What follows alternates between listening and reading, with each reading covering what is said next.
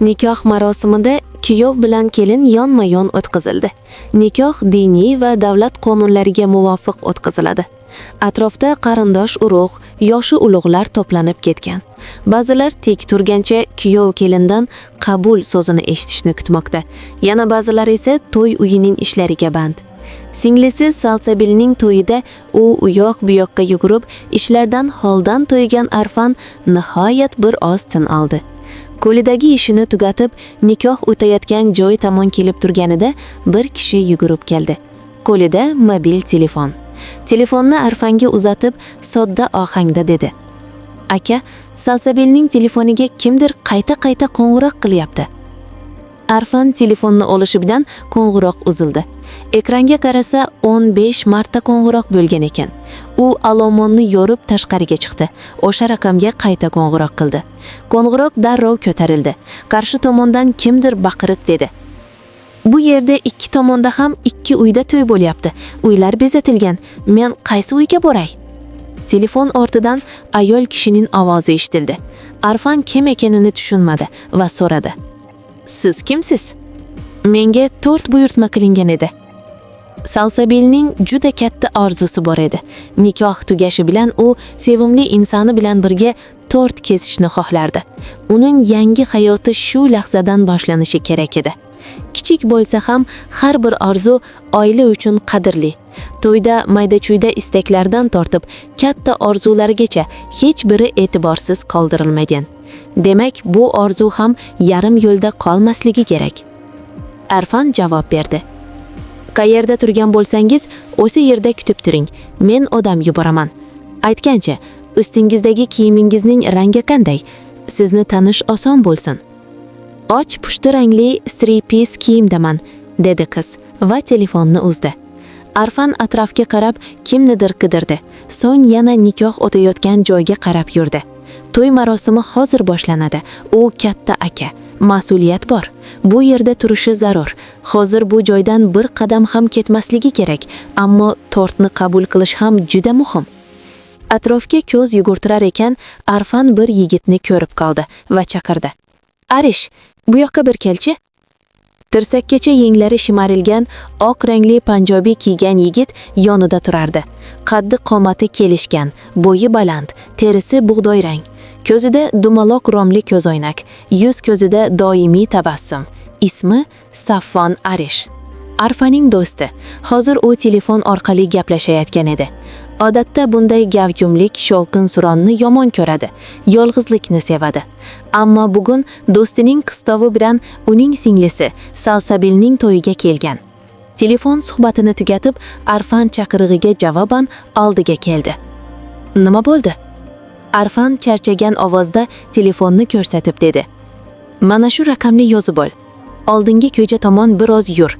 Yursang, och pushti rangli kiyimda qo'lida 4 qutisi bor bir qizni ko'rasan. Shunchaki 4ni qabul qilib olasan. Pul to'liq to'langan. Bu yerda to'y boshlandi. Men keta olmayman. Qiz ancha vaqtdan beri kutib turgan bo'lishi mumkin. Agar ko'rmasang, shu raqamga qo'ng'iroq qilasan. Bu o'sha qizning raqami." Arish bir og'iz gap bilan rozi bo'ldi. Boshqa payt bo'lsa balki bahona qilardi, ammo bugun do'stining holatini ko'rib rad etishga qiyinlamadi. Arish tashqariga chiqdi. Ko'cha bo'ylab biroz yurdi. Kechqurun o'tib, tun boshlanish arafasida edi. Tungi shahar o'zgacha go'zallikka ega bo'ladi. Turli rangdagi chiroqlar, yarim qorong'ulik, mayin shamol, ishidan charchab uyga shoshayotgan odamlar yoki sevimlisining qo'lidan ushlab ko'cha-ko'ylarni kezayotgan juftliklar, bularning barchasi shaharni butunlay boshqa manzaraga aylantiradi.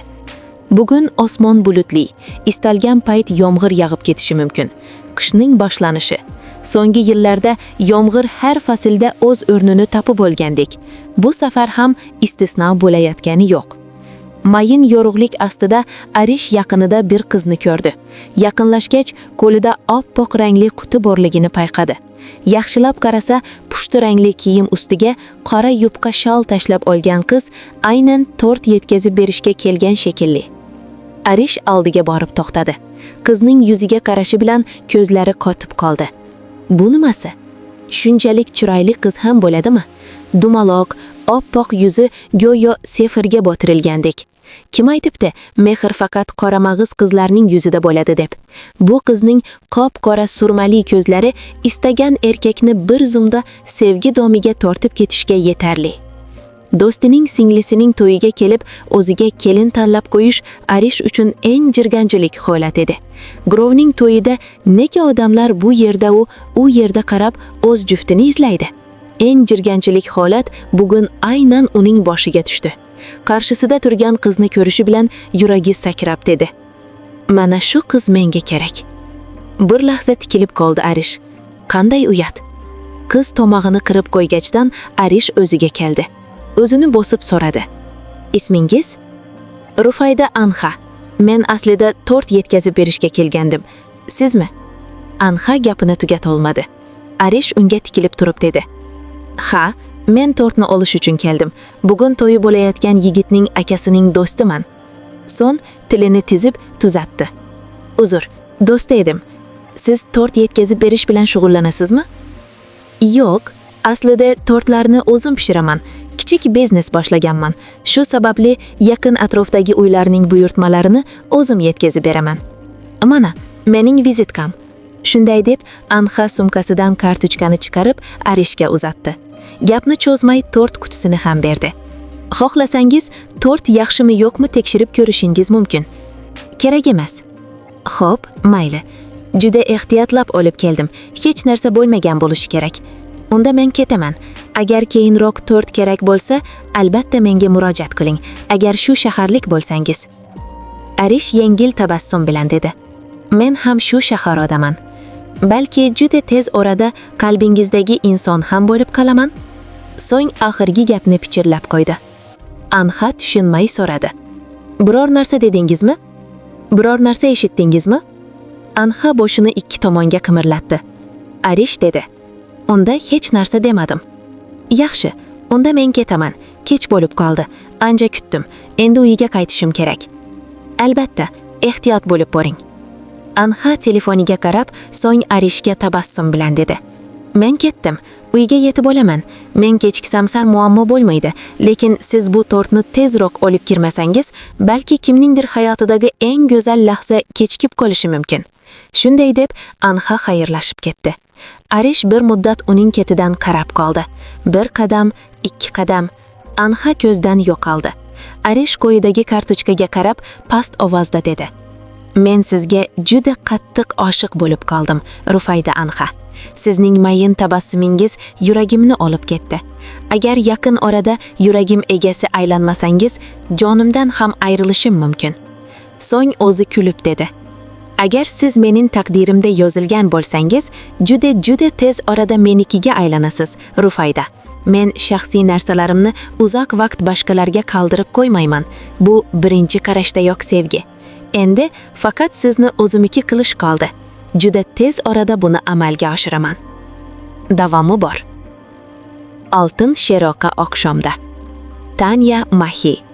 O'qiganlar va yetib borganlar iltimos izoh qoldiringlar.